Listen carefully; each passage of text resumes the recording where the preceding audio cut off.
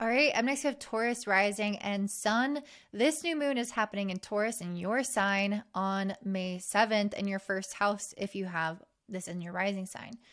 So what is going on for you guys? It's interesting because some of the cards that I pulled were a little bit negative. I don't really get that for the overall message of this new moon in general. So let's break that down, what that could be. So first of all, having a new moon in your first house. I've been talking about, if you haven't seen the overview, that this is a new moon really focused on manifestation.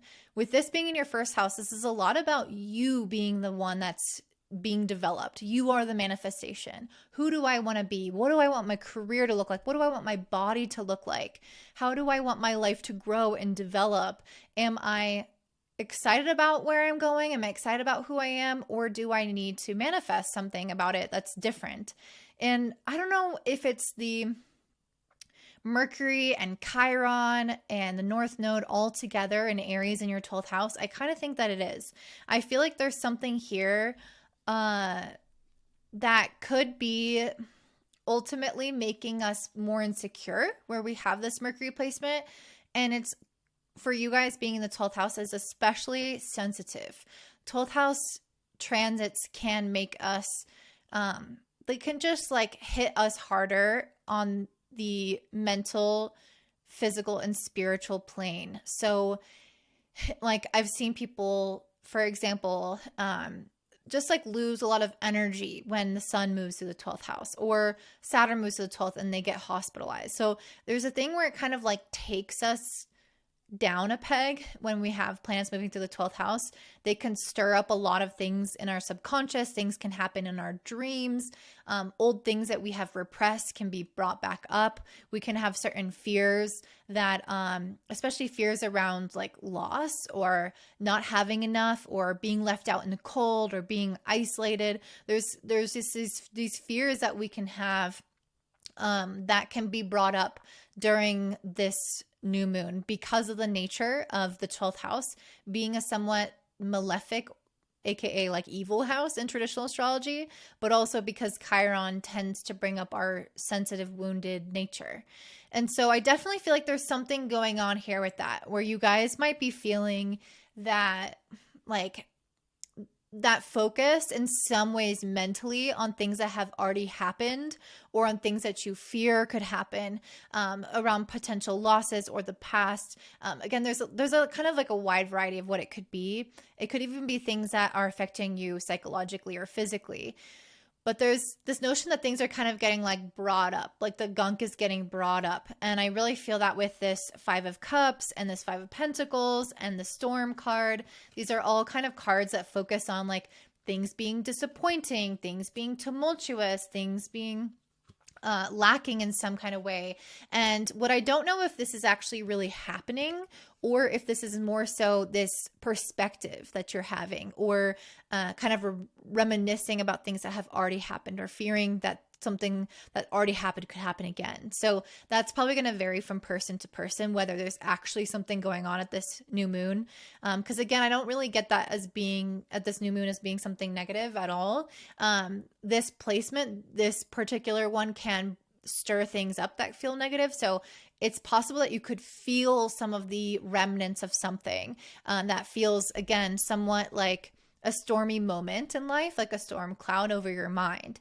But this is a time, again, where we are manifesting, where you are manifesting your, like a Taurus 2.0, like a new version of yourself, especially because Jupiter and Uranus and Venus, which is your planetary ruler, are all in Taurus and they're all sitting right next to this new moon. So it's really about doing things differently. Like, okay, I've said I wanted this kind of health and this kind of body, but maybe my routine hasn't actually been working and I need to shake things up and try something new, even if it's just like a new perspective about the food that you're eating, like a new vantage point on how you think about health, how you think about food, how you think about exercise. It could be as simple as that. So it's just an example, but there's a sense of again, having a new perspective or a new way of doing things that is going to help us actually manifest and move to the next level. Because if we just continue trying what we're doing, I don't think we're going to get that far. And that's what I see with this Three of Wands. There's like, again, this kind of adventure of things, going into uncharted waters, of testing out new things, experimenting with things, and being okay with that, being okay with maybe trying something on temporarily even, because eventually you'll get to the right iteration of things where you'll try something on, you'll be like, that's the right size, that's the right fit, let's go with that. So, okay, so yeah, if there's something somewhat tumultuous, really the message here is to not focus on that.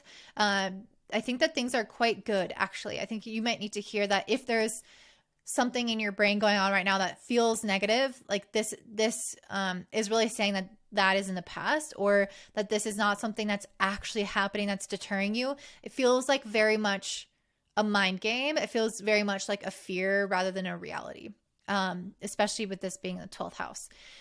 This new moon is also sextiling Saturn in the 11th. So there's something here about us really pacing ourselves, having this kind of vision for the future that we're working towards, and being practical in our endeavors for that. With this Jupiter-Uranus energy, we can, again, shake up how we've gone about it. And there could be some thinking outside the box that's really useful. And that might seem impractical to some. But then there are other ways in which we are having to be practical, or, you know, do the thing, which is what a sextile to Saturn is. It's like we can't just dream it up and have an idea. We have to actually do the thing for it to happen. And this might also involve other people. With the sextile to Saturn in your 11th, there could be this idea of doing things as a community, doing things with your friends, getting other people involved, having this kind of support system.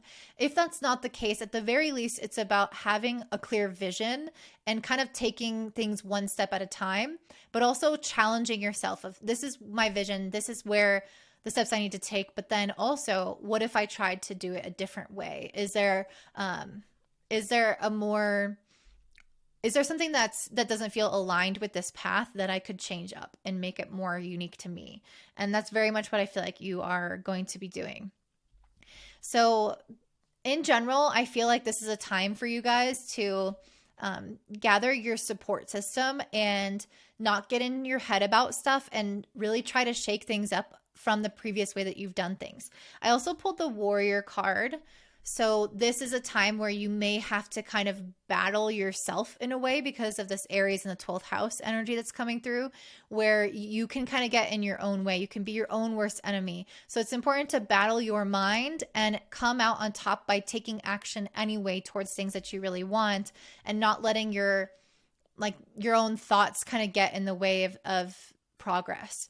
I also pulled the Wheel of Fortune, Ace of Cups, and Hierophant. So at the very least, like, you guys, if there's something tumultuous happening now for you, and even if it's in the past, the future is bright with these cards. The future is going to have you come out on top. The Wheel of Fortune very much is about somebody's fortune turning in their favor. The Ace of Cups is finding more emotional fulfillment and alignment with what you're doing.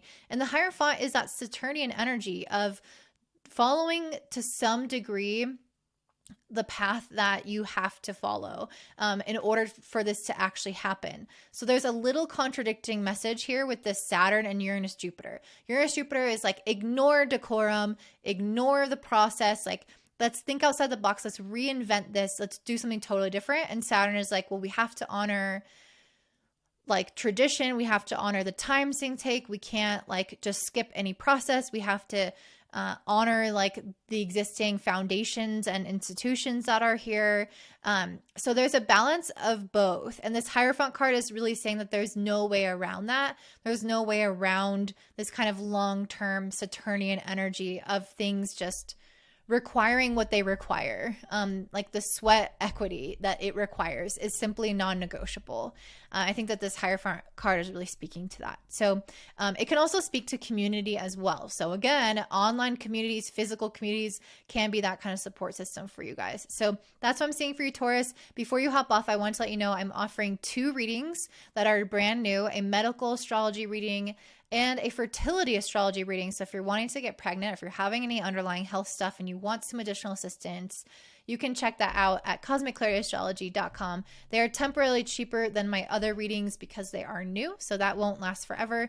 If you're interested, definitely check that out in the description box down below. Don't forget to comment also if this resonates, if you wanted to share anything about your story, subscribe, give me a thumbs up, and share with your friends, and have a beautiful day.